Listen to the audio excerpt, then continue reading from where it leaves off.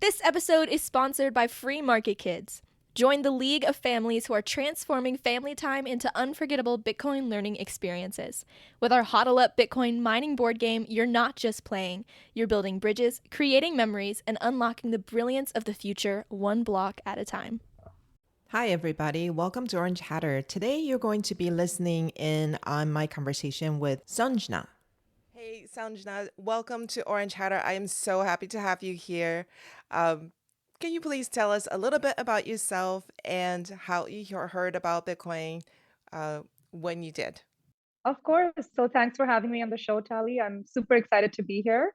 I'll tell you a little bit about my background. I'm based in Belgium. I've lived here my whole life. I went to the UK, studied sociology, and then went on to pursue a master's in media and communication. And then I came back to Belgium and I was super interested in just marketing in general. So I worked in a startup, I worked in B2C, B2B, did about 7 years in marketing, and then had a complete career switch and came into Bitcoin. I came into the Bitcoin space. So it is very interesting. When I left my last job as a marketing manager in an industrial company, I was wondering what to do with my life next. And then COVID hit about 6 months later. So my husband and I actually started a drop shipping company together. We're both very creative and very adapting, and we've always wanted to start something out of the blue and just try something that no one else has ever done. So we came across drop shipping and we thought, okay, this is cool because I'm super into marketing, he's super creative. So we had that whole knowledge and sense of, creating ads, creating compelling videos, just getting a little creative with that whole marketing front.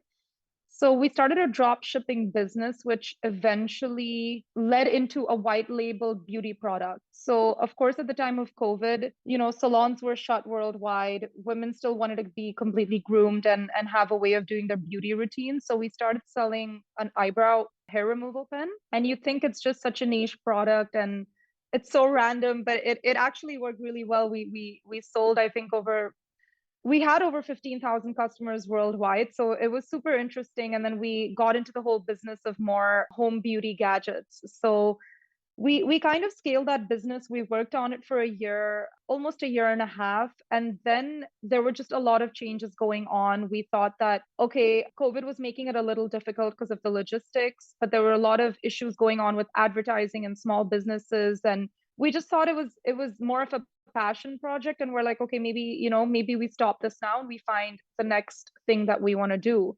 So I think in that much time, we gained a lot of experience on how to start a business and how we can actually work together, me and my husband, because it's a nightmare for most couples, right? It's not easy working with your partner.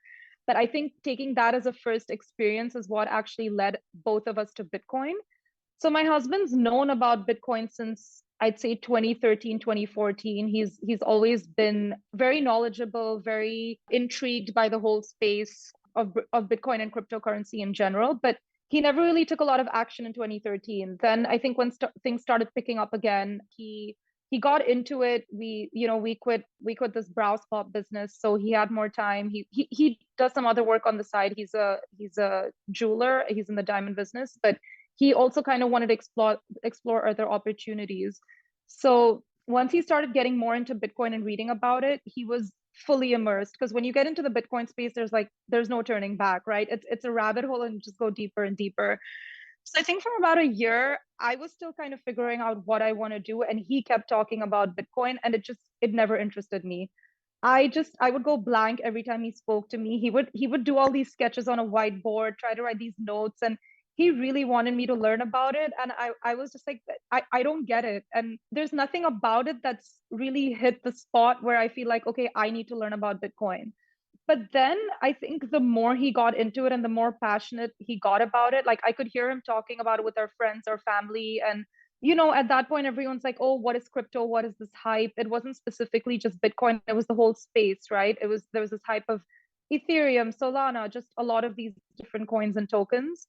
And suddenly I'm like, okay, maybe I have a little bit of interest. I just want to know what you spend so much time in a day doing. So he started explaining a bit of the technicals to me. He started explaining hash rate, blocks, mining, all of that. And then again, like I don't come from a very technical background. I don't have a finance background. So for me, I was trying to get interested because he was so passionate about it, but nothing still really hit the spot where I was like, okay, this makes a lot of sense. I think that moment where I was like, I want to get deeper into Bitcoin is when I started learning about the human rights part about Bitcoin, right? So it's funny because when I talk about this, a lot of women are interested in the same thing. Maybe it is a gender thing, I don't know. But he never told me about Bitcoin from this perspective. But I actually started doing a lot of reading. I started finding out that, okay, there's a lot more to the technical aspects of Bitcoin. Sorry, there's a lot more than just the technical aspects of Bitcoin. There's this whole crisis that can be solved with Bitcoin, right? People actually use it as a financial empowerment tool, as a human rights empowerment tool, especially in developing countries, in countries where there's authoritarian regimes. Maybe because he's from the US, I'm from Europe, it doesn't hit us, the way it should, but we're both originally from India, and we spend a lot of time in India, and government corruption, monetary issues, a lot of this stuff does hit close to heart. And then that's when Bitcoin started making a lot of sense to me, when I thought that, okay, there's about 5 billion people, 4 to 5 billion people in this world who are living under these kind of governments and authoritarian regimes. And it's a place where Bitcoin can really solve all your issues. When I really started understanding that Bitcoin is for everyone, it's a form of money that's borderless. There's no restrictions based on age, gender, sex, religion, caste, none of that, right? It doesn't matter where you come from. Bitcoin is literally for everyone. And I think that is when I started going down the rabbit hole, and I'm like, okay, I can do something with this, and I want to get into this, and this is the future. And I think I want to spend the next 30 years of my life just focusing on Bitcoin. That is so wonderful. We have a very similar journey in that my husband he started down the Bitcoin rabbit hole before me, and he tried very, very hard to get me interested, and I wasn't. Like you said, they would go, I don't know if it's a man thing or an engineer thing, but they always go from the technical side. Exactly. He said he was explaining he was explaining the hash rate to me and the whole blockchain, structure, and I'm like, I don't what what? But I really want to find out more about that moment of spark. So you said that what interested you in the first place was the human rights aspect of it, and that it's a freedom money and it's financial empowerment. So can you think back to maybe a specific story that really jumped out at you and grabbed your attention? Yeah, sure. So I think the first thing that I read about actually was this strike. I think it was in Canada, but basically there were a bunch of truck drivers also who went on strike, and they wanted to raise money through crowdfunding, and I think the government completely blocked them off some platform. I'm trying to remember the exact story, but that's what kind of happened. And basically you realize that the government has a lot of control over any system, or everything is centralized. Whatever bank account, whatever way you're transferring money, anything can be blocked, seized at any moment because they have all your information, right?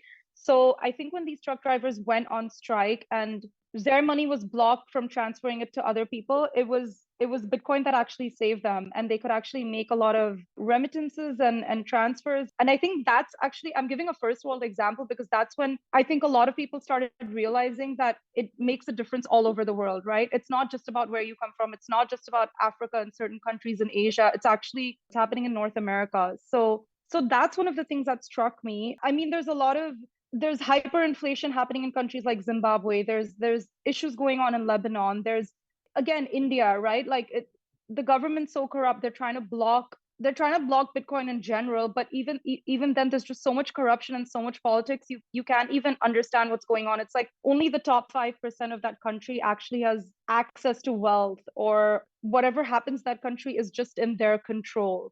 And what India is like the most populated country today. It's crazy to think that 95% of the people there don't even have access to bank accounts, or they just get seized, or they just get frozen. So I think for me, the best example is just India because it's close to heart, and I know what's going on in that country. But for example, we've been speaking to a lot of people from Venezuela, Nigeria, Philippines. Like these are all personal stories. One of our co-founders is from Lebanon as well, and there's so many countries going on in their own, so many issues issues going on in their own country. And I think it's just one of those things where people are not aware. You know, if more people were aware of what's going on worldwide, they would, I don't want to say just move to Bitcoin, but they would try to understand how flawed our economic system is in general. But yeah, I think again for me it's just really India that hits for me, because it's really one of the, if you move away from the three largest cities in India, it's like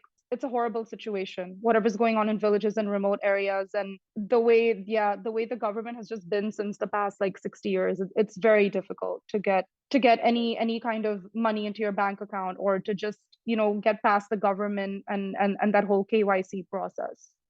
I really would love to be able to picture like a specific example that maybe that comes to your mind when you reference the village situation in India outside the three large cities, because I think especially for us women, we tend to want to relate through our feelings.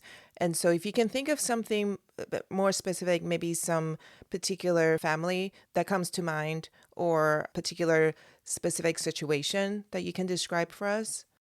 It's funny because I've spoken to a lot of people from India and they've told me their stories, but I'm just like completely blanking out right now. But the country that does come to mind is actually El Salvador, because we actually just like did a class on this in our Byte section as well. But I think El Salvador was seen as one of the most dangerous countries until we got the new president, right? Nayib Bukele. Bukele. I'm not sure if I'm pronouncing him right, but basically he came into power, and I think in 2019. So before he was in power, the country was known for its high crime rate, for violence, for a lot of the population being unbanked. And after he came into power, they're the first country to adopt Bitcoin as legal tender. So there's so many people who support this. And I mean, of course, the country, but there's so many people outside of El Salvador who support this. And we'll probably see a lot more countries following and taking the step, because we've seen Bitcoin's impact on El Salvador, right? So crime rates have gone down. They've gone down more than 30%. It's become a new hub for tourism, for talent and tech startups to start their hubs there. Of course, he has a lot of popularity, positive popularity from the population itself. Just economically, they're doing a lot better. So I think this is the best example of where you see a pre-Bitcoin country and a post-Bitcoin country, and how much of a change there's actually been economically, but also socially, and just just very positively within the country, and how many changes it's made. And they're getting a lot of support. I think we went for Bitcoin Miami, and there's just people who want to move to El Salvador. They want to, you know, start investing in El Salvador. Like it's just open up like a million new opportunities. Thanks for joining us today and learning with us today. If the discussion with our guest resonated with you and you would like to dive deeper into the world of Bitcoin, don't miss out on joining the Orange Hatter Women's Reading Club. The meetup link is in the show notes. Also, if there are women in your life whom you think would both enjoy and benefit from learning more about Bitcoin, please share Orange Hatter with them. Until next time, bye!